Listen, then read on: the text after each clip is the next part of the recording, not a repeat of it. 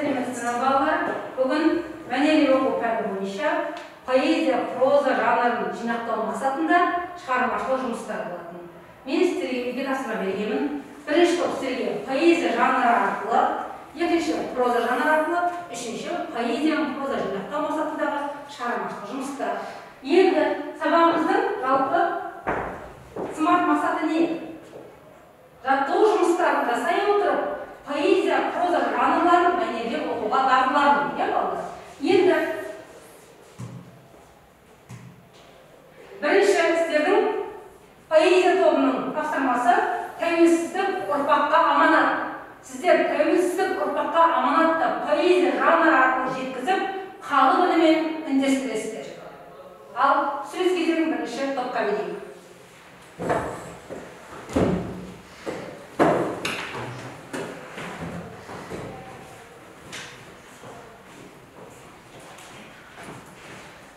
Ал ең бірінші поэзияға көшпес бұрын біз ең алдымен сіздермен бірге тілдік және де еріндік жаттығулар жасаймыз. Тілдік жаттығулардың ең біріншісі ол біз тіліміздің ұшын тіске тигізіп, кеңірдегіміз көтереміз, сол жерде кеңірдегіміз көрінуіміз керек, қайны барлығымыз бірге қайталайық. Жақсы. Келесі жаттығу.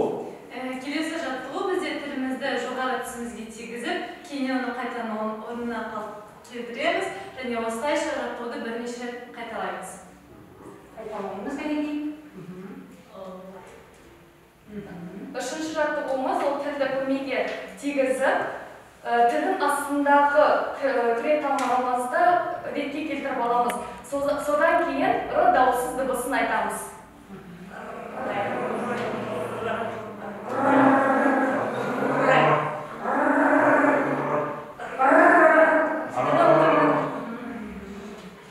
Төртінші жаттығу тілімізді жиырып, оңға және солға оң нелерімізге тигіземіз.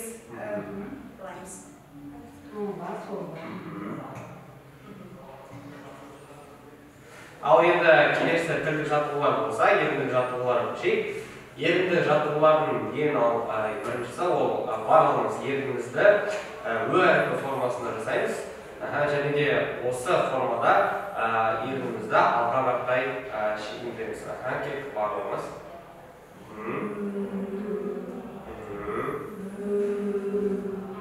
Жарайсыңдар, енді келесі жаттығу. Келесі жаттығу бізде өте қарапайым. Бұл жаттығуды орындау үшін тісімізді көрсетпей, жай ғана езуімізді тартамыз. Осылай бірінші рет қайталаймыз. Енді келесі жаттығуға кезек берейік. Келесі жаттығуда біз керісінше ең алдымен үстіңгі тістерімізді көрсетіп жымиямыз. Содан кейін дәл солай тек керісінше астыңғы тістерімізді көрсететін боламыз. Қанеки бірге қайталайық. Бір. Енді керісінше астыңғы тістерімізді көрсетеміз. Көп рахмет. Келесі жаттығу біз ернімізді алға қарай созып, біресе үстіне, содан кейін астына түсіріп жаттығу жасаймыз. Қайталаймыз. Жақсы, сіздерге біздің жаттығуларымыз ұнады деген сенімдемін. Көп рахмет. Ал енді келесі бізге берілген тақырып жалпы тәуелсіздік болатын және де бізге поэзия деген тапсырма берілген болатын. Ендеше тапсырмамызға көшейік.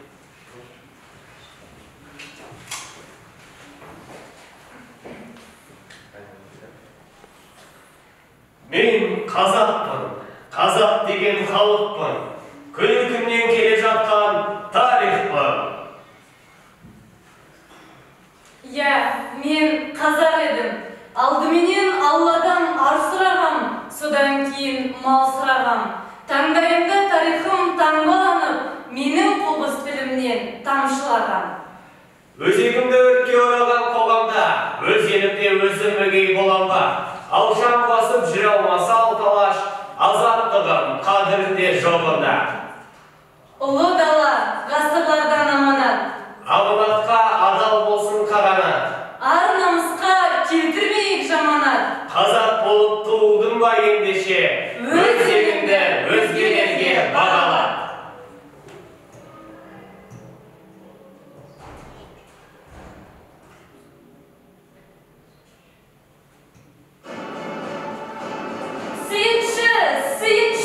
Сыйыншы, алла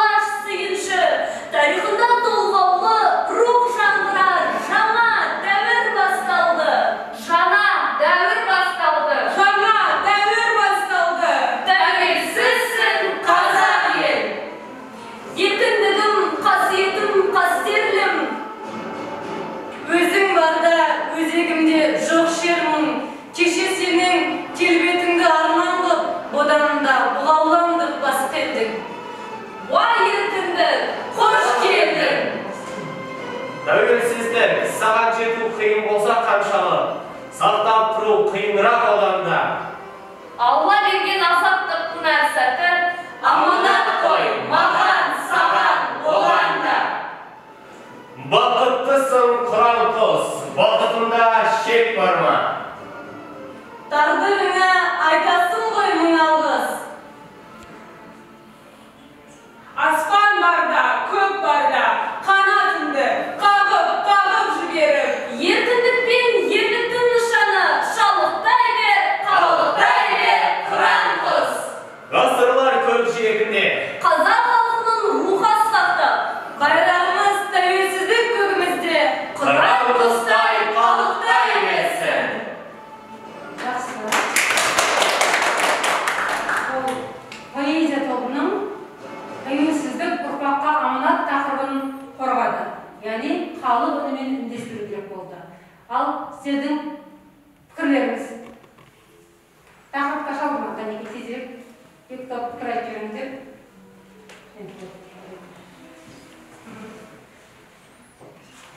Тақырып негізінен ашылды. Барлықтарының дикциялары мен кейбір жерде қателік болғандарын өздеріңіз көріп тұрсыздар. Сіздерге ешқандай айтылатын сын жоқ, бірақ сонымен жұмыс жасасаңыздар. Жақсы рахмет. Тағы пікірі бар ма? Тағы пікірі айтатындар бар ма? Алдында тыңдағандарыңызға көп рахмет. Сіздерге мына телевизиядан. Жақсы, рахмет сіздерге. Бірінші рахмет сау.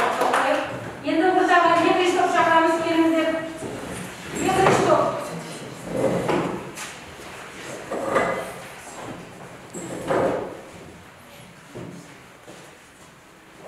Екінші топтың тақырыбы балалар тәуелсіз елдің ұстаздары. Олар проза жанрымен байланыстыру керек, абай үнімен үндестіру керек. Метасыма солай болған істер. Тәуелсіз елдің ұстаздары деген тақырыпты абай үнімен үндестіреміз. Яғни абай қара сөздермен байланыстырамыз. Ал бастай беріңіздер. Ең алдымен біз прозаны айтпастан бұрын дикцияны жетілдіруге арналған жаттығуларға тоқтала кетейік. Бірінші жаттығу күніне бірнеше рет айнаның алдында шапшаң қимылмен астыңғы жақты төмен түсіріңіз. Бұл мәнерлеп оқу барысында ауыздың кең және еркін ашылуына өте маңызды. Бұл жаттығу тістің арасынан сөйлеудің алдын алады. Екінші жаттығу еріндеріңізді алдыға қарай шығарып, сейілдендіре оңға, солға, төмен, дөңгелете айналдырып жаттаңыздар. Келесі жаттығу көмейдің қозғалмалылығын дамытады. И-у дыбыстарын кезекпен баяу 10 рет қайталамыз. Кәне бәріміз бірге қайталайық. И-у, и-у, и-у, И-у. Yes. Осы ма? Ол бір жаттығу еді? Жақсы, әрдайым бір жұмыстарға көше ойыңыздар. Жұмыстарға көшіңіздер. Әдебиетіміздің шоқ жұлдызы, қазақ халқының ойшыл ғұламасы, ұлы Абай мұрасы, адамгершіліктің, имандылықтың, биік парасаттылықтың асыл қазынасы, байлығы ұраны. Оның әрбір сөзі ол ақынның өз айтқандай құлақтан кіріп бойдалады. Біз тәуелсіз еліміздің болашақ ұстаздары Хакім Абайдың тағылымынан нәр алып, өз-өзімізді тәрбиелеудеміз. Тәрбиелеу дегеніміз халықтардың бойына білім мен тәлімге негізделген этикалық игіліктер мен өнерді дарыту деген сөз. Міне, сол этикалық игіліктерді ұлы Абай өзінің қалдырған асыл қазынасы арқылы жас ұрпаққа жеткізе білді. Абайдың поэзиялық мұрасына қоса бағасы жойылмайтын ең үлкен қымбат қазынасы бар. Ол қара сөздері. Ол ақынның ғибратқа толы ғақилалары, әр заманның шежіресі, рухани мұрасы. Абай ғақилалары тәуелсіз қазақ елінің ұстаздарының өмірлік ұстанымдарына айналуда. Мына біз сынды болашақ ұстаздардың жол сілтер шамшыра. Ендеше өмірлік ұстанымымызға айналған Абай ғақилаларына кезек берейік. Келдім. тілін, өнерін білген кісі онымен бірдейлік пікірлесе алады. Адам баласынан ақыл, ғылым, ар, мінез деген нәрселермен озады. Ғылымды үйренгенде ақиқат мақсатпен білмек үшін үйренмек керек. Ғылымды, ақылды сақтайтын мінез деген сауат болады. Адамның көңілі шын мейірленсе, білім ғылымның өзі де адамға мейірленіп, тез қолға түседі. Өзің үшін еңбек қылсаң, өзі оттаған хайуанның бірі боласың. Адамшылдықтың қарызы үшін еңбек қылсаң, Алланың сүйген құлының бірі боласың. Баланы ең әуелі мейір шапағатқа, одан соң ақыл парасатқа, ақырында нағыз пайдалы ғылымға, еңбекке баулы. Күллі адам баласын қор қылатын үш нәрсе бар. Әуелі, күллі адам баласын қор қылатын үш нәрсе бар. Содан қашпақ керек. Әуелі надандық, екінші ерікшектік, үшінші залымдық. Үш-ақ нәрсе адамның қасиеті: ыстық қайрат, нұрлы ақыл, жылы жүрек. Адамның адамшылығы істі бастағаннан білінеді. Көңілдегі көрікті ой ауыздан шыққанда өңі қашады. Көрсе қызарлықпен, жеңілтектілікпен, я біреудің орынсыз сөзіне, я бір кез келген қызыққа шайқалып қала берсем, мінездің беріктігі бұзылады. Иман сақтауға қорықпас жүрек, айнымас көңіл, бостамас буын керек. Хикмет сөздер өзіншін адамға айтылғанда көңіл уанғаны да болады, өшкені де болады. Һәм өзгеше боламын демектің түбі мақтан. Әрбір мақтан біреуден асамын деген күншілдікті білдіреді. Күншілдікті қозғайды. Ал тәкаппарлық адамды адамшылдығынан айырады. Өзін-өзі өзгелерден артық күндеп көрсеткен адамның нұрын, күнін бұзады. Ұят деген адамның өн бойындағы адамшылығы. Кімде-кімнің әділеті жоқ болса, оның ұяты да жоқ. Кімнің ұяты жоқ болса, оның иманы жоқ. Мысақ, ұят бұл ғаділеттен шығады. Еріншектік пен жалқаулық күллі дүниедегі өнердің дұшпаны. Талапсыздық, жігерсіздік, арсыздық, кедейлік бәрі осыдан шығады. Әрбір жалқау кісі қорқақ, надан, арсыз болып келеді. Адал еңбекпен мал іздемек, ол арлы адамның ісі. Егер де есті кісілердің қатарында болғың келсе, күніне бір мәртебе, Болмаса, жұмасында бір, ең болмаса айында бір, өзінен өзін есеп ал. Шәкіртсіз ғалым тұл дегендей абай жас ұстаздарға өз бойындағы асыл іспен, шәкірттеріне деген сүйіспеншілікті арттырған кезде ғана нағыз ұстаз болатынын айтқан. Ұлы ақынның асыл сөздері жас ұстаздың педагогикалық шеберлікке шыңдайтыны хақ. Ақын афоризмдері уақыт жанына көмілместен бүгінгі жас ұстаздардың рухани игілігіне айналуда. абайына, халығына, ұрпағына. Бүгінде соғын біздің үнімізге қосылып, жаңғырып, жана бір салуда. Асыл қазынамызға айналған, қасиетті де құдіретті абай мұрасының құндылығын артқыза берейік. Абай үні Тәуелсіз қазақ елінің көгінде асқақтай берсін. Жақсы пікір. Енді екінші тауар, қане сіздер бірінші тауарыңыздар. Ал пікірлеріңіз, тезірек. Жалпы пікір бойынша дайындалған жалпы материал дейді ғой. Жалпы жақсы, барлығы құрастырылған, жалпы дикцияларыңыз да өте керемет. Жалпы жақсы болды. Жаңағы тұрған мизоценаларыңыздың өзі керемет болып шықты. Әлбетте дикциямен әлі бізге де сіздерге де әлі жұмыс жасау керек. Сондықтан да сәттілік. Жарайсыздар. Жақсы, рахмет. Қайда жағыңыздар?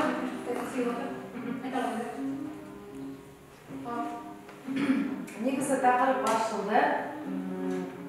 Сіздердің таңдап алған тақырыптарыңыз өте керемет тақырып. Бізге айтылған сөздеріңіз, мәнерлеп оқуларыңыз барлығы ұнады. Сіздерге көп рахмет.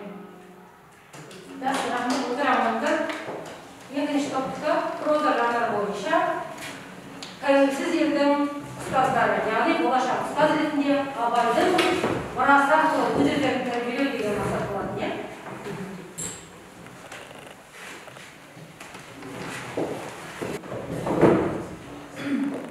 Бізге берілген тақырып шығармашылық жұмыс, ол ой толғау. Ой толғауымыз негізгі тақырыбы тәуелсіз еліміздің 3 бағыты. Берілген тапсырманы бастамас бұрын, ең бірінші кешенді жаттығуларды жасап алайық. Ең алдымен түзу тұрып, басымызды оң жаққа қарай бұрып, ба, бо, бә буындарын қайталаймыз. Одан кейін басымызды шалқайта айналдырып, да, до, да буындармен жаттығуды жалғастырамыз. Ма, мо, мә буындарын айта отырып, басымызды төмен қарай айналдырамыз.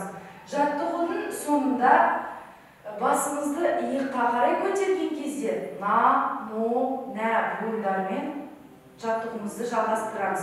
Жаттығу 5 рет қайталануы тиіс. Ал ендеше жаттығуымызды бастайық. Барлығымыз бірге. Ба, до, бә, да, до, да, на, мә, мо, на, нә, мо. Дәл осылай жаттығуымыз 5 рет қайталануы тиіс. Келесі екінші жаттығуға кезек берейік.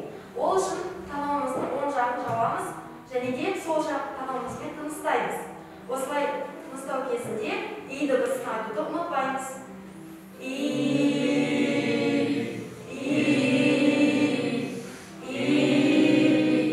Келесі жаттығуды келесі жаққа қайталайық. Ол үшін сол қолымызбен танауымыздың сол жағын жауып, оң жақ танауымызбен тыныс аламыз. Және тыныс ала отырып, дыбысын дыбыстайық.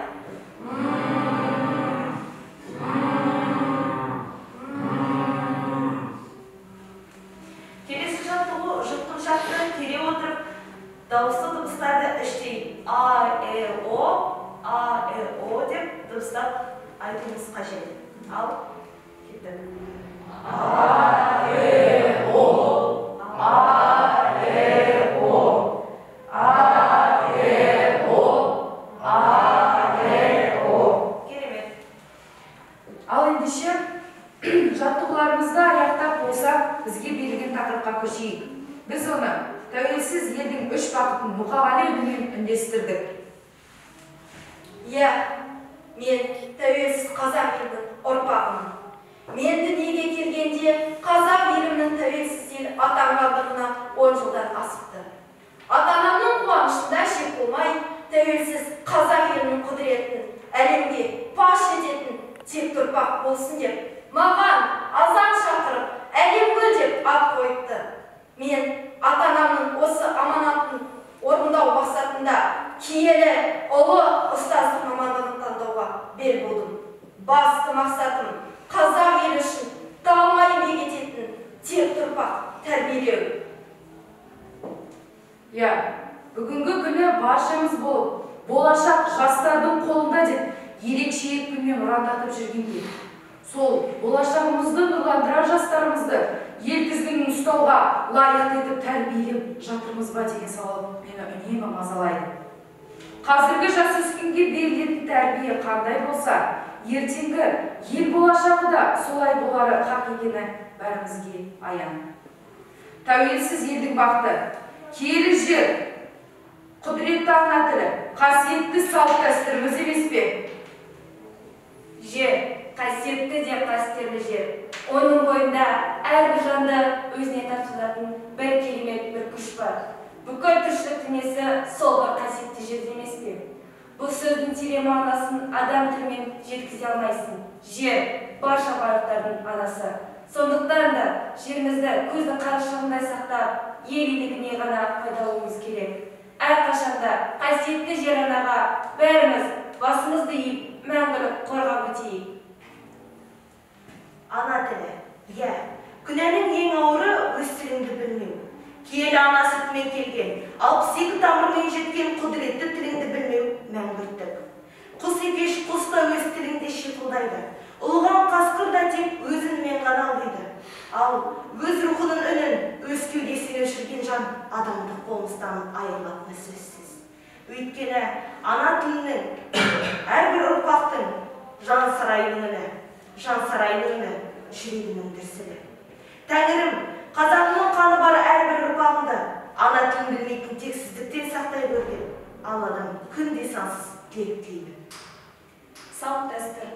Иә, өмір сүру әдісі салт дәстүрді тудырса, салт дәстүр ділді. Тіл ұлттық келбетті, ұлттық тәрбиені айқындайтынын әрбір ұрпақ бойына дарыту керек. Осы сәтте менің есіме Мұқағали Мақатаевтың «Үш бақытым» атты өлеңі оралды. Мен осы өлеңді еске түсіре отырып, қазіргі тәуелсіз қазақ елінің 3 бақыты міне осы тередім. Ең бірінші бақытым тілім менің, соған берем ойымның алтын кенін. Ол бар болса мен барым, қор болмаймын, қымбаттырақ алтыннан нарқым менің. Деп Мұқағали ақын жырласа, мен бұлай жырлармын. Ең бірінші бақытым жерім менің, аманатқа қалдырған кием едің. Бар байлықтың анасы бір өзіңсің, қорқыңдар жер ананың киесінен. Ал екінші бақыттым тілім менің, тас жүректі тіліммен тілімдедім. Кей-кейде дүниеден түнілсем де, қасиетті тіліммен түнілмедім деп Мұқағали ақын жырласа, мен. Ал екінші бақыттым тілім менің, шала қазақ атанды тілім бүгін. Ана тілін білмейтін мәңгүрттерді билік берсе елімнен қуар едім. Бақытым бар үшінші отан деген, Құдай деген кім десе отан дерем. Оты сөнген жалғанда жан барсын ба, ойланбай ақтелдағы отан менен, деп Мұқағали ақын жырласа, мен бұлай жырларым. Бақытым бар үшінші салт дәстүрім, ұлтымның ұлылығын паш ететін, тәлім менен тәрбиенің шырағысын, әр шаңыраққа орнықса бақыт кешен. 3 бірдей бақытым бар алақанда, мені мұндай бақытты жаратарма. 3 күн нұрын төгеді аспаннан, Атырау Алтай, арқа, Алатауға деп Мұқағали ақын жырласа, мен бұлай жырлар едім. 3 бірдей бақытым бар заманымнан, әр күн сайын тілейік ұллаладан, әлемге таңғалдырар елге айналып, үлгі алсын барша әлем қазағынан. Ендеше ұлттық рухымызды, тілімізді, дінімізді, салт дәстүріміз бен тарихымызды ұрпақ санасына сіңіртейік. Ол үшін ең алдымен киелі жерімізді көзіміздің қарашығындай сақтап, Анан арсыне дарыған құдіретті ана тілімізді әрбір ұрпақтың бойына дарытып, болашағымызды нұрландыратын салт дәстүріміздің мәртебесі биік болу шарт. Тәуелсіз елімізде бақытқа бөлену үшін киелі атамекеніміздің даңқы, қасиетті ана тіліміздің атағы, құдіретті салт дәстүріміздің мәртебесі биік болу шарт. Бұл рухымызды асқақтататын, мәңгілік ел атандыратын үш тағам болып саналады. Сондықтан да осы үш тағамның қадір қасиетіне жетіп, ұрпақтан ұрпаққа мирас етіп қалдыруымыз бізге ұлы міндет. Рахмет. Үшінші топтың тапсырмасы, поэзияның прозаны байланыстыра отырып, тақырыптарыңыз тәуелсіз елдің 3 уақыты болады. Бұлар Мұқағали Мақатаевтың 3 уақытымен байланысты үндестірілген екен. Енді пікірлеріңіз. Тақырып өте кең әрі ауқымда қарастырылған. Әрбір айтылған сөздері өте ерекше және әсерлі жүрекке жеткізе білді.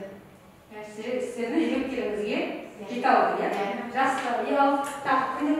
Бірінші топтық Жоқ, мен серіктің сөзіне толықтай келісемін. Тек қана жүрекке ғана жетіп қоймай, санамызда, ойымызда бір ой түйіндейтіндей, өзімізге болмаса болашақ мұғалімдер ретінде дінге және жерімізге қатысты белгілі бір пікірлерді қоршауға бір үлкен мүмкіндік берді деп білемін. Жақсы, рахмет. Орнына отыра қойыңыздар. Сабақтың соңы тағы бір түйіндейміз. Енді міне сіздер тапсырмасынан 3 топта жақсы дайындап келген. Бірінші топ поэзия жанрын ашты, яғни халық үнімен үндестіре отырып, тәуелсіздік, ұрпаққа аманат деген тақырыпты халық үнімен үндестірді. Екінші топ тәуелсіз елдің ұстаздары деген тақырыпты абай үнімен проза жанрын үндестірді. Үшінші топ тәуелсіз елдің 3 бақытын поэзия мен прозаны байланыстыра отырып, Мұқағали үнімен үндестірді. Үй тапсырмасына жақсы дайындық келгеніңіздер, жақсы жаттығу жұмыстарын жүйелі жасадыңыздар, және дұрыс жасадыңыздар. Тақырып 3 тақырыпта толық ашылды деп ойлаймын. Бірақ әлде мәнерлеу бойынша тексеру жұмыс түрлері жасалу қажет. Енді келесі тапсырмаға көшеміз.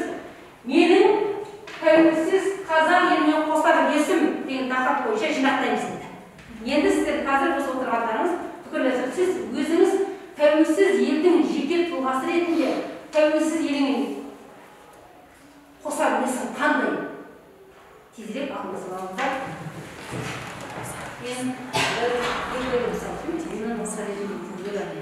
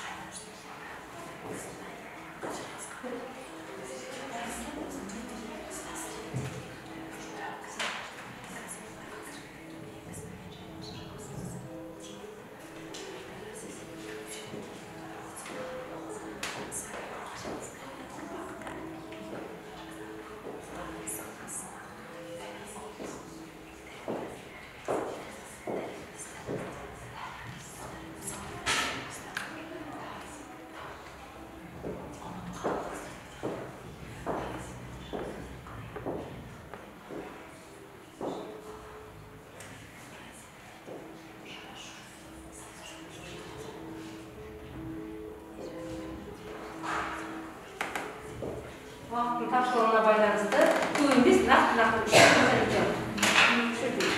дайынбыз ба? Иә. Уақыттың тапшылығына байланысты студенттерге нақты үшеуден берсеңіздер жақсы болады. Бар ма үшеу бар дайын ба?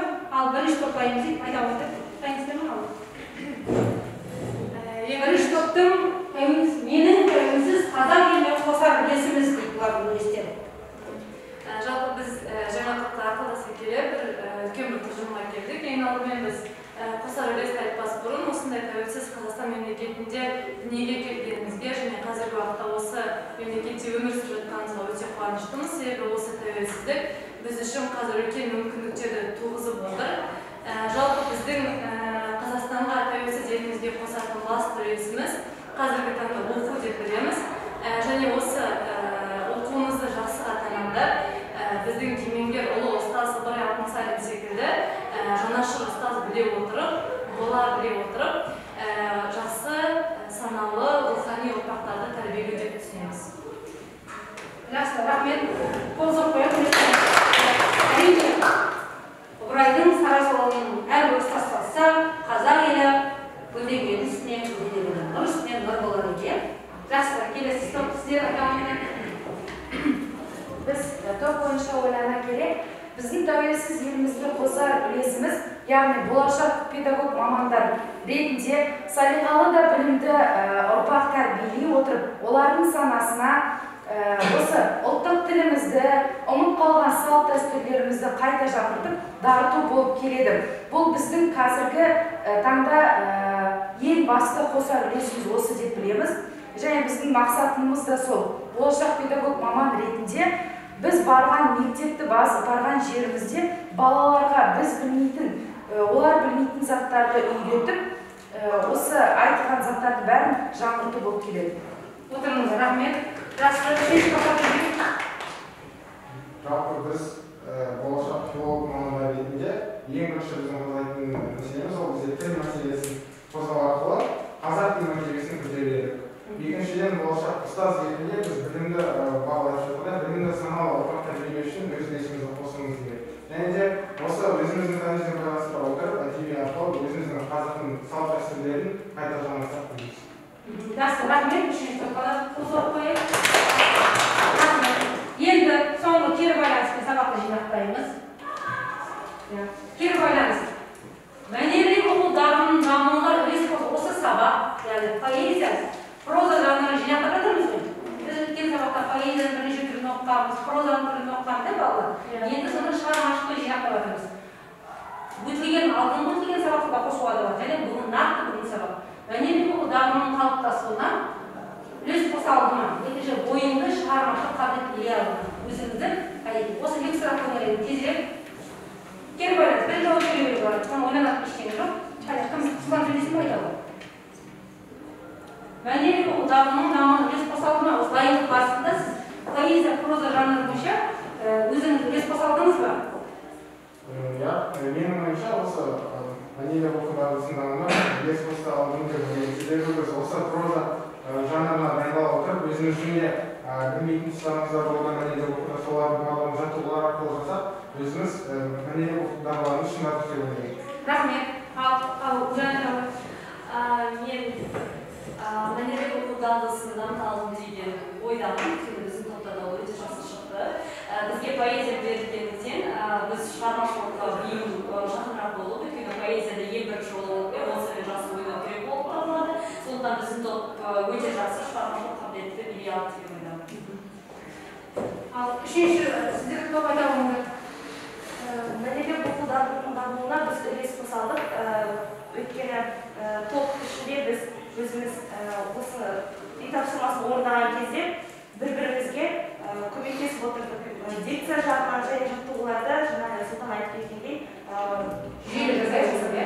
Жақсы, рахмет. Шығармашылық қабілетті шыңдайсыз ба? Дайындауға барысында шығармашылық қабілеттеріңіз шыңдалды ма? Қане, Аржан тезірек, бір ой тез-тез. Бар ма шығармашылық қабілет? Қане, ертегі біз дайындала отырып, кімнің поэзияға, кімнің прозаға жақын екенін, бейім екенін білдік. Сол арқылы біз өзіміздің шығармашылық тұстарымызды дамыттық. Жақсы, рахмет. Бүгінгі сабақ бойынша кері байланыс жасалды. Әрқайсысы өздеріңіздің көздеріңізден көрініп отырып, жүйелі жұмыс жасай білудің нәтижесі бар екен, иә? Барлықтарыңыздың тақырыптары ашылды. Қайталап айтамын. Поэзия жанры бойынша тәуелсіз ұрпаққа аманат тақырыбы қалғынымен үндестірілді. Екінші топ тәуелсіз елдің ұстаздары проза жанрымен абай үнімен үндестірілді.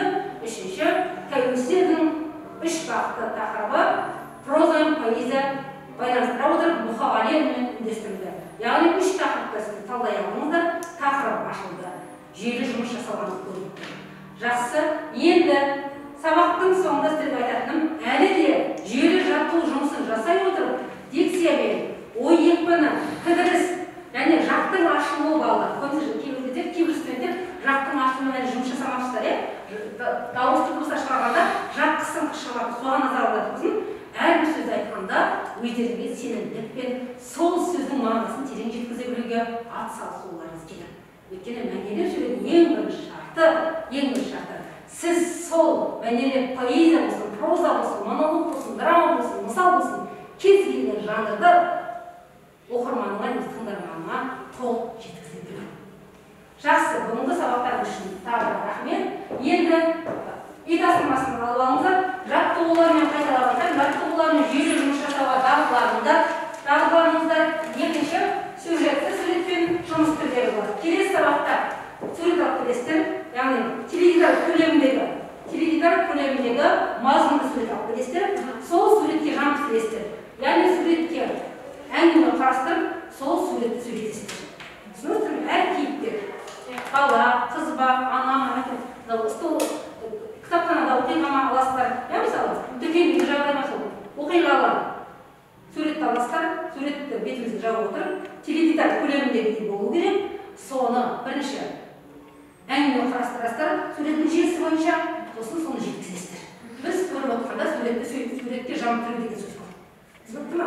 Осы жұмыспен келесі сабақта осындай практикалық жұмыс жүреді. Бүгінгі бағаларымыз барлықтарыңызға бағалар жақсы баға қойылады. Бағаларыңыз көріп аласыздар. Сау болыңыздар.